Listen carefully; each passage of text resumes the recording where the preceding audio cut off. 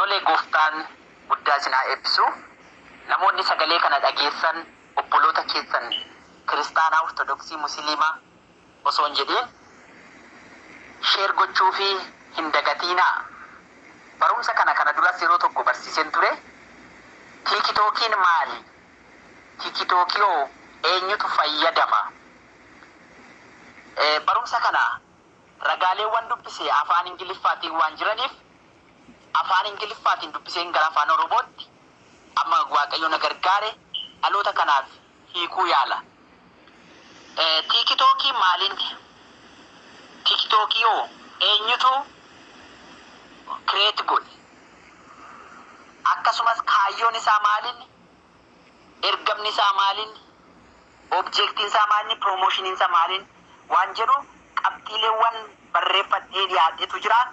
Isa kana wal duraa duubaan isiniif dhiyeessuu yaala. Tiikitookii abbaan qabeenyaa isaa nama Chaayinaa ByteDance nama jedhamu. Daayirikteera warra geey yookiin kaampaanii maqaan isaa Privationiidhaan barreeffame LGBTQ kana jechuun lesbian, gays, bisexuals and transgender. Lesbian jechuun dubartootaaf dubartoota wal fuudhan, gay jechuun dhiiraa fi dhiira wal fuudhan, bisexual jechuun immoo qaama lamaaniyyuu kan fayyadaman, akkasumas transgender jechuun qaama saalaa isaanii warra muranii jijjiirratan. Dubartiin qaama dhiiraatti, dhiirri immoo qaama dubartiitti. Viidiyoo action show daansiidhaan karaa gabaabaadhaan ittiin namoota promooshinii isaanii gara geeyitti, gara leesbiyaanitti yookiin dhaabbata kutaan amma isinii dubbise LGBTQ dhaabbata kanaaf kan hojjetu daayirikteera olaanaa isaanii kan ta'e namicha warra Chaayinaadha. Maqaan isaa ByteDance nama jedhamudha. Qabeenyi isaa biiliyoona neetwoorksiin isaa ol ka'ee yeroo amma addunyaa keessa addunyaa yaaddessaa jira. Guyyaatti galiin ni argatu, qabeenyi argatu doolarri Ameerikaa isaa baay'ee ol ka'ee addunyaa yaaddessa. Ameerikaan yeroo ammaa gaaffii guddaa keessa jirti waa'ee kanaatiif. Mee wal duraa duubaan waan hin qabadhee isiniif dubbisuun barbaada. ByteDance. ByteDance is a China-based, the parent company of the video sharing app TikTok, which is a particular popular among younger social media users. Nama baay'ee beekamaa Chaayinaa keessaa nama popularii ta'e, nama baay'ee beekamaa miidiyaa sooshaaliidhaan nama fayyadamummaa isaatiin olaanaa ta'e. Waggaa muraasa keessatti bara 2012 eegalee waggaa muraasa keessatti biiliyoonara addunyaa ta'e. Kaayyoon isaa maalinni? Ergamni isaa maalinni? Waan jedhutti deemna. Neetwoorksiin isaa yeroo ammaa qabeenyi isaa gara kamitti tilmaamamee jira? Doolara Ameerikaa biiliyoona 44 qabxii 5 2020 keessa jirra amma. Kan baranaa immoo gara 75tti ol ka'ee jira. Neetwoorksiin isaa ol ka'ee jira gara biiliyoona Ameerikaa 75tti ol ka'ee jira. Kana eessaa argataa yoo jenne from the TikTok users. Aappii hundumaa caalaa aappiin birrii nyaatu, aappiin galii guddaa galchu aappii TikTokiiti. Kaayyoon isaa maali? Ergamni isaa maali? Waa'ee transgenderii irratti isiniif deebi'a. Biyyoota akka Ameerikaa fi akka Awurooppaa, akka Chaayinaa, Eeshiyaa, biyyoota gurguddatan yeroo ammaa qaama saalaa isaanii warra geeddaratan, transgenderii warra godhatan. Isaan kuni hormoonii isaanii jijjiiranii dubartiin gara dhiiraatti, dhiirri gara dubartiitti qaama saalaa isaanii geeddaratanii warri heeruman nama noormaalii ta'e da'uu yookiin argachuu hin danda'an. Mucaa noormaalii ta'e yookiin kan handhuura qabdu yookiin kan handhuura hin qabdu yookiin naafa meelaa wayii yookiin waan ta'e ta'ee dhalata malee noormaalii akka isa Waaqayyo kenneefitti haadhaa fi abbaa irraa nama dhalatu ta'ee waan hin argamneef yeroo ammaa Awurooppaa keessatti namoonni akkasitti dhalatan heerumuu danda'anii fuudhuu hin danda'an. Isaan kam ta'ure baayisexuwaalii yookiin immoo namoota qaama lachanuutti iyyuu fayyadaman gadhaa'ota warra jedhaman irraa fuudheen dubbadha.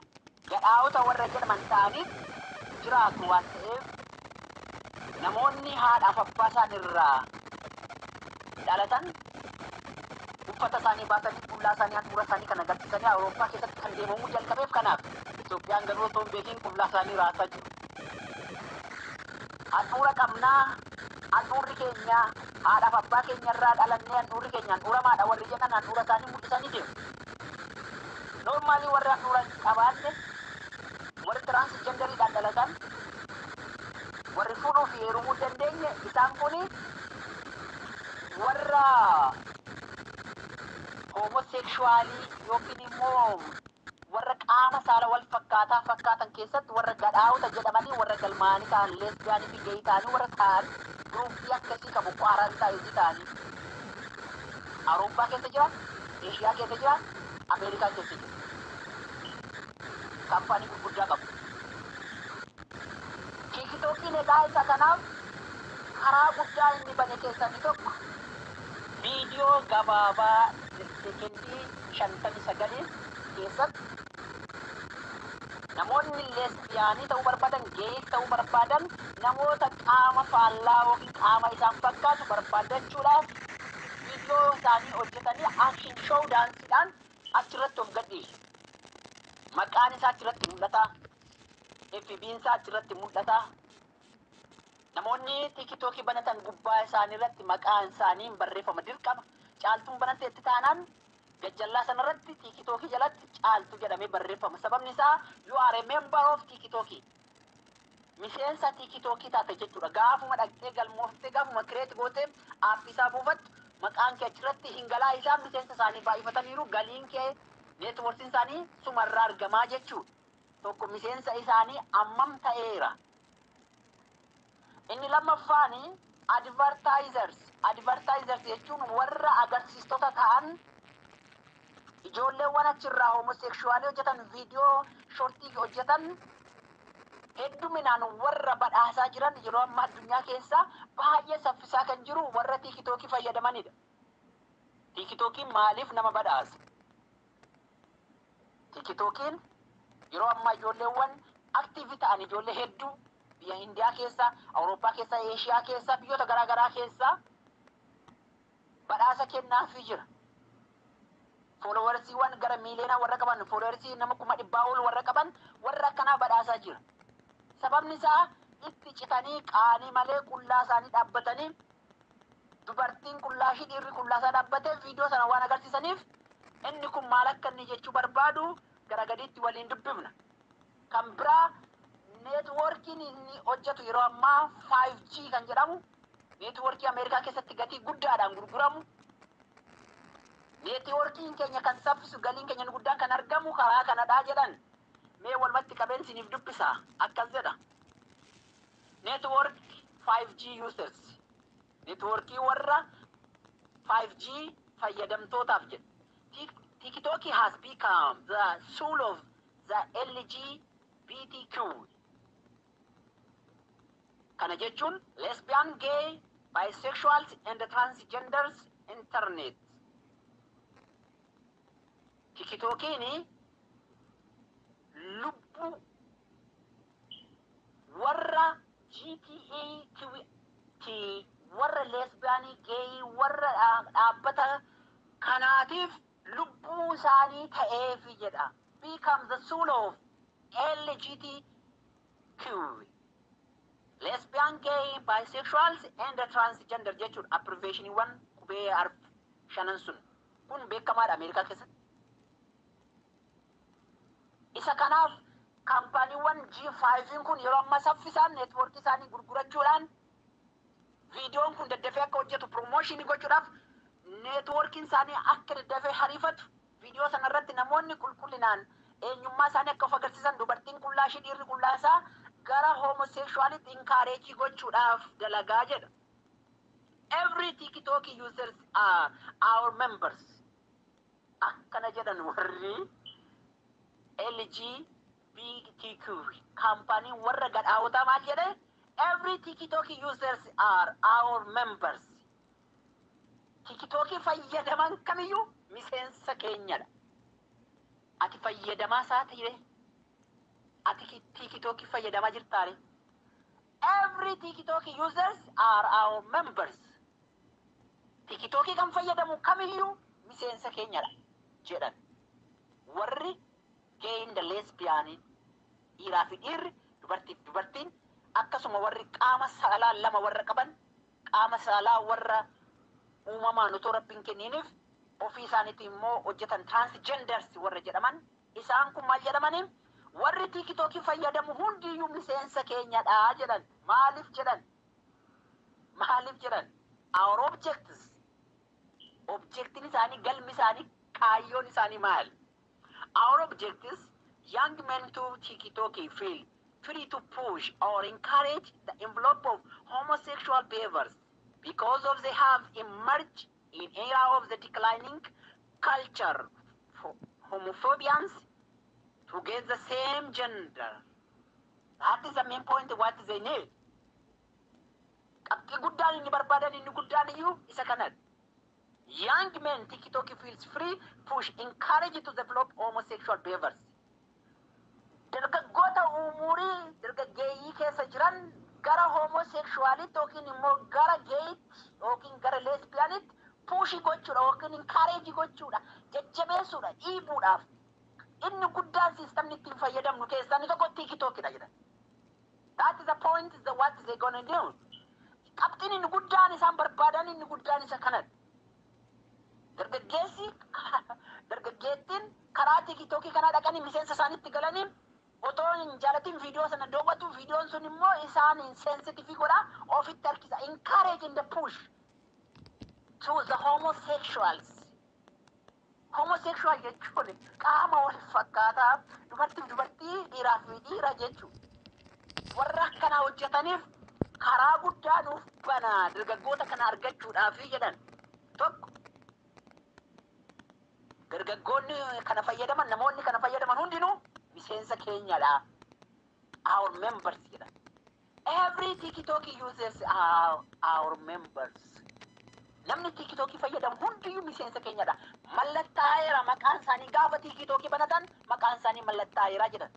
They are signed. How many numbers in the world the people they follow the TikToker? They now ammamtu akka TikTok fayyadamu isaan beeku sirriitti hubataniiru. Baay'een namootaas immoo karaa salphaadhaan arganneerraa jedhan. Kaampaaniin kun jechuudha. Promotion yookiin immoo guddinni isaanii yookiin immoo sadarkaa isaanii barbaadan maali? Promotion is the homosexuality in all those guidelines TikTok want substantially further than required by law. Amma sadarkaa qaama seeraatiin iyyuu approved godhatanii amma qaama sadarkaa seeraatiin iyyuu of beeksisanii inni kun nu fayyada. Promotionii keenya agarsiisa yookiin promotionii homosexualities in all these guidelines. Namoota as keessatti hammatan namoota as keessa jiran kana hundumaa irratti hojjechuun salphaadha. Agarsiisuu dandeenya, bituu dandeenya, qabuu dandeenya, namoota kana qullaa dhaabuu dandeenya jedhanii. Qabuu dandeenya jedhanii. Mee amma eenyutu TikTokiin qaba? Ani hin qabu by the way, hin qabu. Gaafa Ameerikaan jalqaba labsitee TikTokii balaleeffatte Ameerikaa keessatti jalqaba TikTokiin dhufee TikTokiin akkas jedhamee gaafa pirezidaantiin Ameerikaa inni kiristaanni isa geeyii miti. Inni ammaa geeyidha. Inni duraa Trump gaafa inni balaleeffatu gaafa inni TikTokiin magaalaa keenya keessa seenu biyya keenya keessa seenu viidiyoon agarsiisa warra geeyidha. Viidiyoon agarsiisa warra lesbiyaanidha. Biyya keenya keessa hin seenu gaafa inni jedhee mormu gaaf sanan dhaga'ee waa'ee isaa ergan baradheen booda ani abbisaallee gadi buufnes takka hin beekus. Obboloonni keenya kiristaanaa hedduun isaanii faarfataan ekelee obbo ekeleen faa TikTokii buufataniiru. isaaniyyuu nama guddaadha, isaaniyyuu gameeyyiidha, isaaniyyuu beektotadha, isaaniyyuu maatii TikTokii fayyadaman. Ani isaan caalaa, ani ekelee caalaa jedhu. Farfataa ekelee ibidda harkaan hammaaree fi ani ibidda harkaan hin hammaaru. Farfataan ekelee ibidda gahaannamitti tarkaanfatee fi ani ibidda gahaannamitti tarkaanfadhu. Farfattuun ekelee TikTokii fayyadamteef ani TikTokii fayyadamu. Who are you now? Ani eenyu keessan iyyuu nan beeka. Namoonni as keessaan hin gorsiin muraasa. Namni ani bira ga'ee hin gorsiin TikTokiin hin fayyadamin, namni ani hin jedhee hin gorsiin waa'ee TikTokii namni ani hin barsiisin hin jiran muraasa. TikTokiin kaampaanii warra LGTB, kaampaanii warra LGBTQ, lesbians, gays, bisexuals and the transgenders. Kaampaanii warra isaaniiti.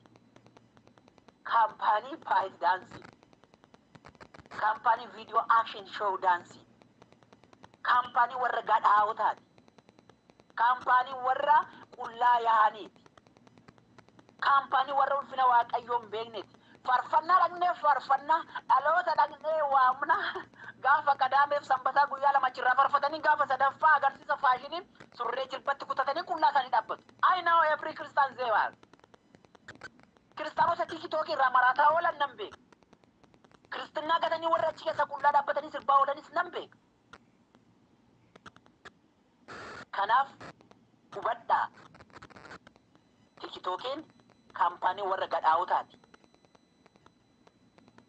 Birriin isaan irratti hojjetanii doolaara Ameerikaa biliyoona 75.5 kan herregamu galiin isaan argatan inni guddaan isaa promooshinii agarsiisa homosexuality akkamitti namoota encourage godhan akkamitti gara namoota gara danfaatti gara ibidda hamaatti gahoofanidha.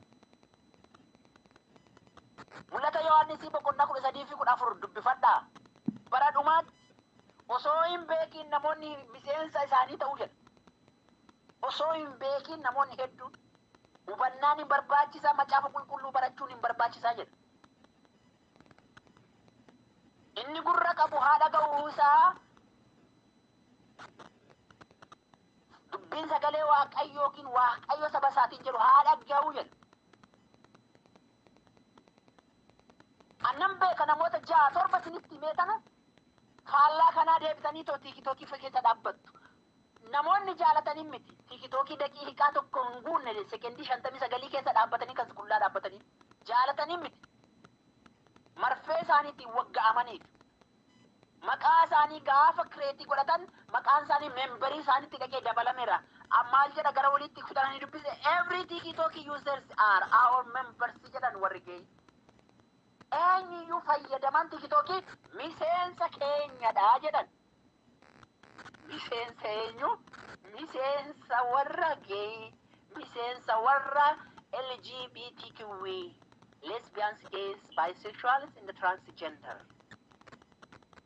Warra qaama saalaa isaanii muranitoo laastikii galfatan warra qaama saalaa isaanii kan dhiiraatti geeddaratan naga dhiirri immoo dubartitti geeddaratu warra akkanaa kaampaanii akkanaa jechuudha. Promoshiniin isaanii inni guddaan, objektiin isaanii inni guddaan, kaayyoon isaanii inni guddaan, they're gonna push or encourage the development of homosexual behaviors. Homosexual behaviors. Amala homosexual, amala qaama wal fakkaata, amala akkasii kana akka horataniif dargaggoota harkisuudhaaf emerge good. Push to the direction toward the LGBTQ words. Gara kaampanii sanaatti, gara dhaloonni gara ibidda danfa sanaatti akka deemaniif isaan kakaasa. Inni kun immoo ergama isa bara dhumaati. Macaafni qulqulluu mul'ata Yohaannisii boqonnaa 13-14 gubbaatti. Mallattoon bineensichaa maal akka ta'ee fi hojiin isaa maal akka ta'e mul'isa. Ilmaan namootaa jaalatanii miti kana keessa dhaabbatanii achi dhaabbatanii sirbaa oolanii. Mucucaattuu harkistuutti mucucaattaa jedhee paastariin tokko. Nan dinqisiifadha. Bar tokko ijoollee tokkotu waldaa kiristaanaa keessaa badan. Isaan qabuudhaaf duukaa fiignaan faana hin fiiginaa. Mucucaattota faana hin fiiginaa. Mucucaattota harkistuutti mucucaattanii badduun. Dhaqeen fidaa obboleettii TikTokii keessaa jettee dhaqxee guyyaa lammaffaa guyyaa sadaffaa mochii dhaabattee. TikTokii ekelee fayyadamtee faarfataa ekelee fayyadamee innoo haadha manaasaa wajjin wachii sirbaa innoo ekelee wajjin inni wachi dhaabbatee sirbaa innoo tibbee achii taphatam isummaa intinoo isoo intinaa isheen tibbee taphattee inni tibbee taphatee lafaan ibiddaanii wal'aansoon taphatte. ዘመኑ ክፉ ነው። ራሳችን በእግዚአብሔር ቤት ተጠንቅቀን መናዋቀዮ ከሰት መታከኝ ወፈከነ ገደፍ ቀበነ ጅራቹት ኑፍታ በርሲሰ መጫፈ ቁልቁሉ ደጋውቱ ኑፍታ ኦሱማ ገርተኒ ሚሰንሰ ዲበጃብ ጃተሚ ጃታቱ ኦሱማ ገርተኒ ሚሰንሰ ወረ ሌስቢያኒ ታቱ every person users of TikTok our members jedhan namni TikTok fayyadamu hundiyu miseensa keenyadha jedhan miseensa warra geeyi taata miseensa warra leesbiyaanii taata qullaa kee dhaabbatta uffata kee baafattee ayyaana waaqayyoo sii kenne ofirraa gattee faarfannaa waaqayyoo sii kenne gattee kibbachi keessa dhaabbattee nusaaltiin quraabbatte cicillaaf gatte maal cicillaaf gatta mataasa qabdu si dhukkubaa cicillaaf gatta achi keessa dhaabbatte maal agarsiisuudhaaf cicillaaf gatta infarfatti indannasti videoon daqiiqaa 30 daqiiqaa 50 waraabu jira maa bakka biraatti video editerii adobe editerii buufattanii maan fayyadamin adobe editerii guddaan maa buufattanii sattiin fayyadamina daqiiqaa 30 daqiiqaa 40 maa farfannaa waraabu dee maan farfattiin mana seexanaa keessa dhaabbataniiti dibbee seexanaa rukutaa moo waaqayyoon faarfanna jechuun of gowwomsuudha. Miseensa warra leesbiyaanii fi miseensa warra geeyi ta'anii waaqayyoon tajaajila achi keessa dhaabbanna jechuun soban. Annan beeka ijoollee kaleessa faarfataa turan har'ammoo achi keessa dhaabbatanii qullaa sirban. I know any of you. Play Store keessan irratti fiddanii agarsiisaa jirtu. Facebook keessan irratti fiddanii agarsiisaa jirtu. waaqayyo sin rukuta waaqayyo sinitti dheekkama ibiddi waaqayyo sinitti bu'a hin nyaatamtu du'a hamaa duutu bubbee hamaa sin fudhata rukucha hamaatu sinirra bu'a nu wada እግዚአብሔር እንመለስ yeroo qabnu kana keessatti gara waaqayyotti haa deebinu fuula keenya haa deeffannu cubbuu keenyaaf nissaa haa gallu yaada garaa keenya haa geddarannu akkamitti namni otoo ilaalu mallattoo 666 mallatteeffama akkamitti otoo ilaalu TikTok irratti kan fayyadamaa jirtan stiikariiwwan sin fayyadamaa jirtan barreeffama garaa garaa na barreeffattan mallattoowwan 666 fayyadamtu qalamiiwwan Hollywood Blade kan jedhamu guyyaa ayyaana seexanaa Ameerikaa keessatti kan kabajamu jira. Guyyaa sana deemanii karaarra dhangalaasu ayyaana seexanaatiif dhiiga dhangalaasaa oolu.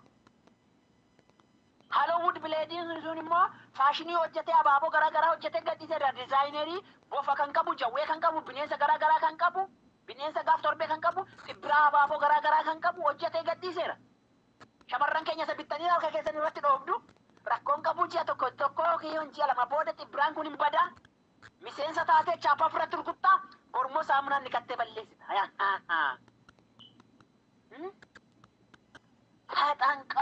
Taxanqaqu. Namni faarfateef hin faarfatin, namni lallabeef hin lallabin, namni TikTok irraa utaaleef hin utaalin. Eenyuuf akka hojjettu bari, maal akka hojjettu bari. Ibidda danfa gahaannamitti dhaloota noofina. Qullaa dhaabbattanii dargaggeessa danfatti noofina.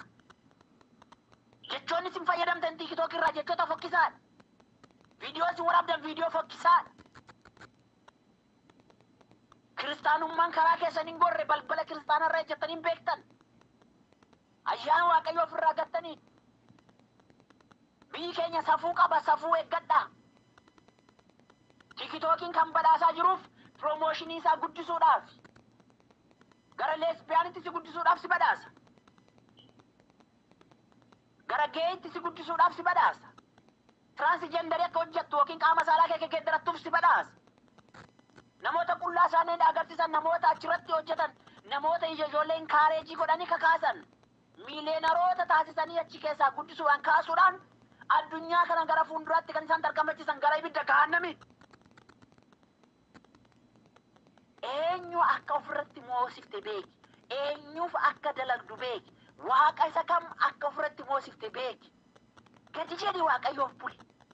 Rakkinni jiraachuu danda'a. Qorumsi jiraachuu danda'a. Dhibeen jiraachuu danda'a. Beelli jiraachuu danda'a. Waraansi jiraachuu danda'a. Qorumsi sitti baay'achuu danda'a. Kufaatiin sitti baay'achuu danda'a. Kan ijjiin atti sita harka kee gara Waaqayyootti kenni malee seexanaaf hin kennin.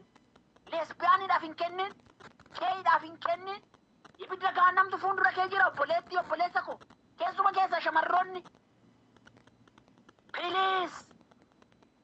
Dhiiga Kiristoosiitiin warri bitamtan. Dhiigni Kiristoos kan sinirra jiru. Fannoon Gooftaa Yesuus Kiristoos fuuldura kee kan jiru. Siif qaraanii warratti ba'ee siif dhiiga isaa dhangalaase. Bilee Haaloowood bileedii miti dhiiga Kiristootu si fayyise. Dhiiga seexanaan dhangala'u miti. Xibbiraa seexanaan hojjetamu miti kan si fayyisu. Dhiiga Yesuus Kiristoosiin fayyifamte dhiiga Yesuus Kiristoosiin fudhatteet. Fannoo Gooftaa Yesuus Kiristoosiin isa gaara Golgoota sana yaadachuutu jireenya siif ta'a. Qalbii kee geeddaradhu gara Gooftaatti deebi. Maal farfatta? Sitti hafee faarfannaa farfataa jirta. Faarfannaa miti. Ibidda gahaannam ofitti hammaaraa jirta. Ibidda gahaannam. Our objectives jedhan. Kaayyoon keenya galmi keenya jedhan isaan warri geeyi. Young men dargaggoota jedhan. Young men TikTok feel free to push or encourage in the envelope of the homosexual behavior. Homosexual, qaama wal fakkaataa, gay, dubartiin, lesbiyaaniin, dhiira, gayin, akkasuma warra qaama isaanii muratanii geddaratan, warra laastikii fayyadaman, warra bineensa wajjin fayyadaman, warra jireenya scavengers jiraatan, jireenya raqaa jiraatan, warra akkanaa kanatu encourage wal godhee promotionii wal godhee dhaloota danfatti oofaa jira. Who are you? Ati eenyu wajjin deemaa jirta? Eenyu si gaggeessaa jira? Bara si bitaa jira moo bara bitaa jirta? Baratu si gulufaa jira moo bara keessa gulufaa jirta? Waaqayyo hubannaa sammuu nuuf haa kennu. Deebi'aa.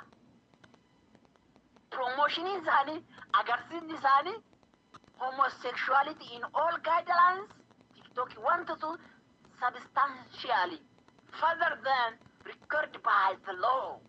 Amma seerri nu eeyyameen olitti akka saffifnuuf akka fiignuuf kaayyoon keenyaaf galmi keenya nu guddaan ilmaan namoota hundumayyuu sexuality ejjummaatti gadhaa'ummaatti akka isaan fiiganiif gochuudhaaf karaa banu.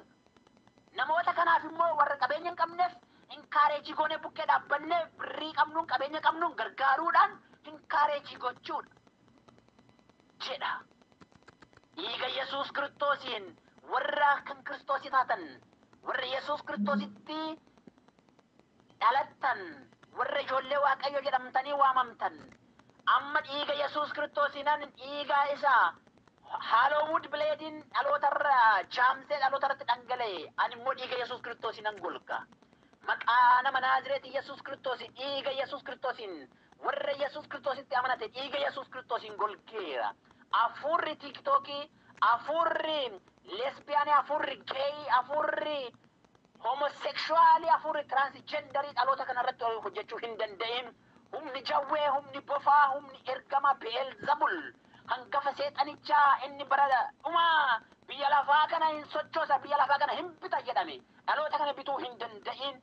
Dhiiga nama Naazreeti, dhiiga Yesuus Kiristoosiin golgeera haa golgaman. Ijoolleen Kiristoos kan ta'an haa ba'an harka. Afaan jawwee kana jala, afaan lesbiyaanii jala, afaan geeyi jala, humna dhiiga Yesuus Kiristoosiin, humna dhiiga Yesuus Kiristoosiin golgeera haa golgaman. Na gargaari, dhaloota kana gargaari. Waaqayyo harka nu qabi. Danfa kana nu oolchi. Guyyaa badisaa hamaa kana nu oolchi. Humna dhiiga Yesuus Kiristoosii warra itti amanan oolcheera. Ameen. Eebbifamaa. Dhalootaaf sheer gochuun dagatiina. Ani hin ta'u miseensa TikTokii. Miseensa TikTokii ta'uun miseensa lesbiyaanii, miseensa geeyi, miseensa transgenderii, miseensa homosexualii, bisexualii ta'uudha. Waaqayyo nu haa oolchu, Waaqayyo nu haa eegu. Maqaa Yesuusiin ameen.